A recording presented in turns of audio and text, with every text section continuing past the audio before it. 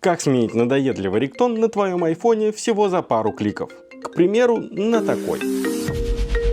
На рингтон можно установить абсолютно любую музыку, к примеру, скачать ее из интернета или, как это сделал я, скачать из ТикТока. Дальше скачиваем приложение Нота Рингтон из App Store и заходим в него. Внутри этого приложения нажимаем на плюс и выбираем скачанное видео или скачанную музыку. Тут вы можете поиграться с настройками, после чего нажимаем Start Ringtone. Дальше нам нужно перейти в приложение GarageBand. Оно обычно предустановлено на iPhone, но если нет, то скачайте из App Store. Тут зажимаем палец на рингтоне, жмем поделиться и выбираем кнопку рингтон. Пишем название и сохраняем. Новый рингтон уже сохранен в настройках, осталось только зайти и выбрать нужный рингтон, а с тебя лайк и подписка.